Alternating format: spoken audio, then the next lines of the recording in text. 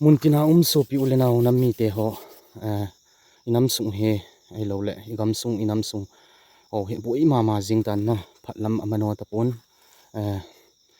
sitlam amano che yengin hiong le mihim e ho bol the sei the imacha om di pon iti chun zani velangin zong tina gim nei ta ho la cha ho chunga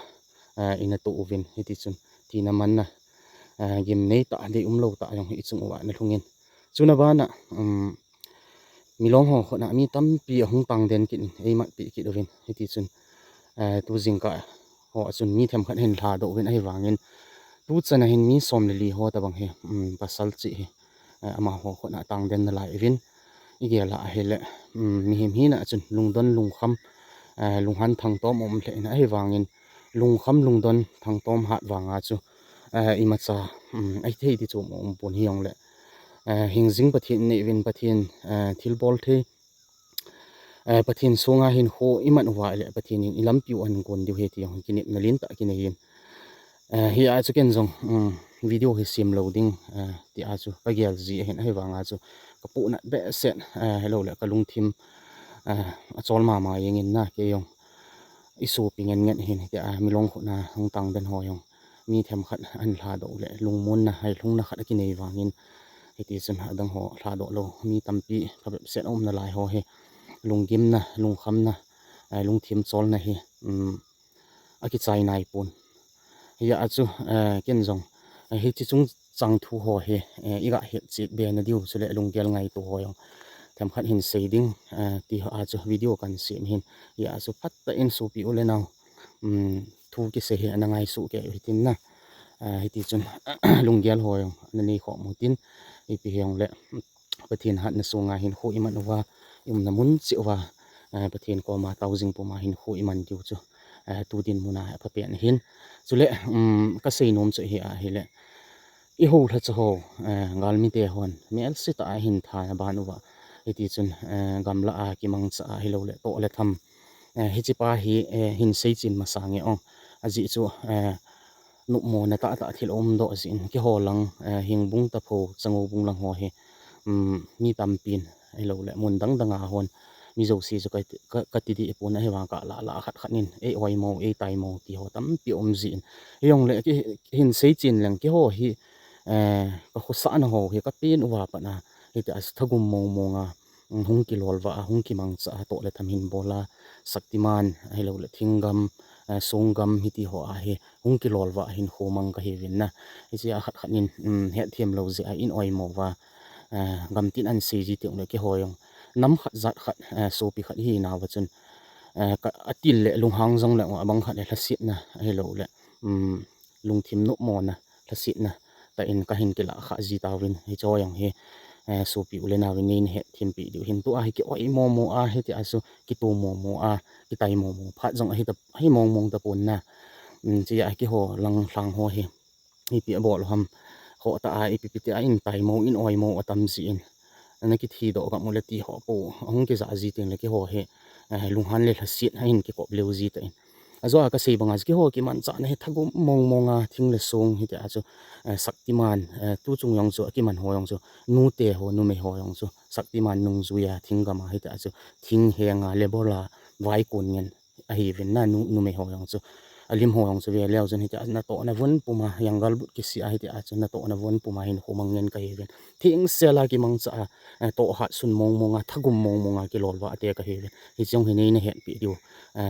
so pi ule naw mun tin gam tina he thim lo ho dinga na ni ne he thim diwa ka hin ti hin chi a chu oi mo ki tai mo ti ho yang bol phat hi pun lung khat ta pathin dong puma hin hu i man wa hi ti a chu pan ila phat u tai ti chu nyau khat hil chi na ta bang khat kan ne hin ong chule milong ho na tang den ho yang chu mi git ho ta bang in thla do pi win tu hin pasal chi som le li lang om na la yin aki chi chi nga aki sei le hi chi la chin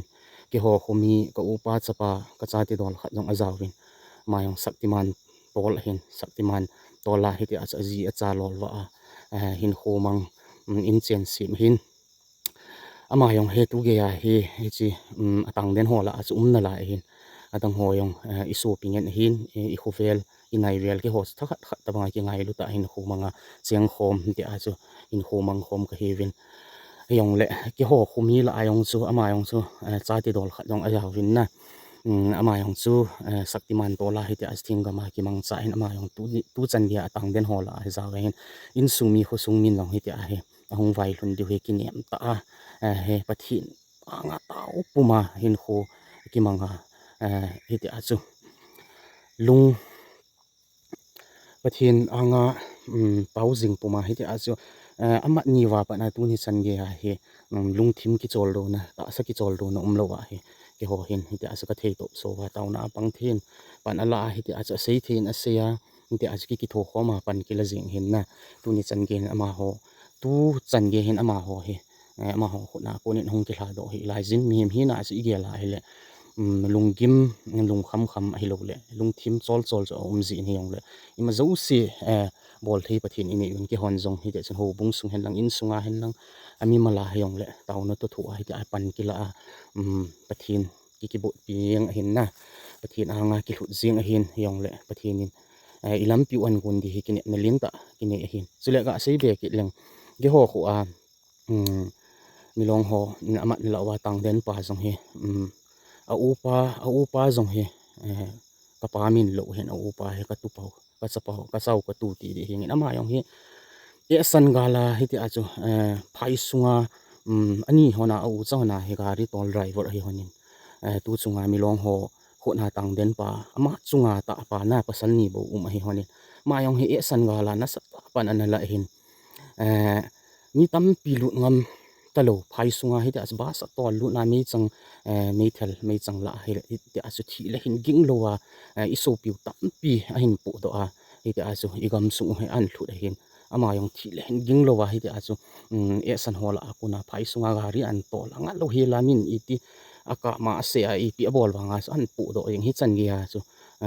a upa yong pan la kha hi ti chu ga heu ti chu hin na aji chu i ho hi thi le ki chi ai sei ji lowa hi le til hi igel dau ziwin tu la he media khang hi ja he mi abang khat loi ki bang lo hin apan la na ki het pi lowa mi ki mo oi mo koi ma hi apang lo hi lo le apona lo ki ta pui na nam sung hi sei hil pan jong abol hil pan jong apu na angai apu na alung na be se ja an sei hil kha ji ti ta bang he hin ki ke he thim ji in hi yong le tu chunga tu ge ya tang den ho dinga hin a sata so pi ule nang mun tina hon ta na pan ila dio ki hon jong taw na hi aso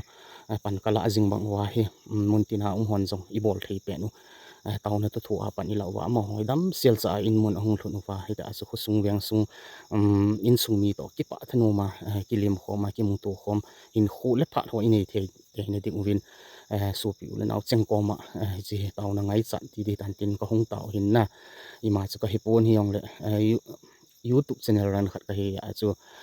ngai lu ai lo le support hon boin ho le ai lo le I chan ge din mun ki tu hi tam ti ho I ga he wa chu le ki ho lang jong he thiam lo khat lenin oi mo tai mo se sit nei bol ho jong hi ki hon jong ka thu zo ji po win thi san khat nam khat sa khat hi win lung khat le ta khat na pan ila phat mo hi tai kina kinil ki dem ai lo le I tu mun I lu muna mo eo inu I ko se ti ho jong he media ho ngai yeng utin na nga pho jeng utin ki to na ding ki til ho na ding ha na ding pan la khom na ding din de na ding ti ho apa chum lang zo hin media he zong he ha ta in mang uti ti chu so pi ulen hau kan ti bin tin seima bang wa chu ka ho kiang ho mi ta po ho hin ki ho khomi ka chapa kha jong zauna a tu ge a hi tang den na lai o thu ala I ma hong ki zalo lai hi zin mun tin so pi ulen au yo sin taw na in hin gel do win lang pathin thil bol theina pathin lo pi na he I chung wa hong ke la te na dingin ta in lungkil ta in pat na lo khom ti ti chu ke ma hi yong leng content creator khat YouTube channel ran khat ka hi as na kom wa ka hong taw hi ong so pi te ho dam sel si utin ma bana pathin in ei ma pui wa I ma lam pi hong ki ho do lungel lungthim chol na ho yong hong zana hong ki ho do thein dingin pathin in na mun chewa pi chew hen lang phat hei bu pi taw hen dam sel si un su pi te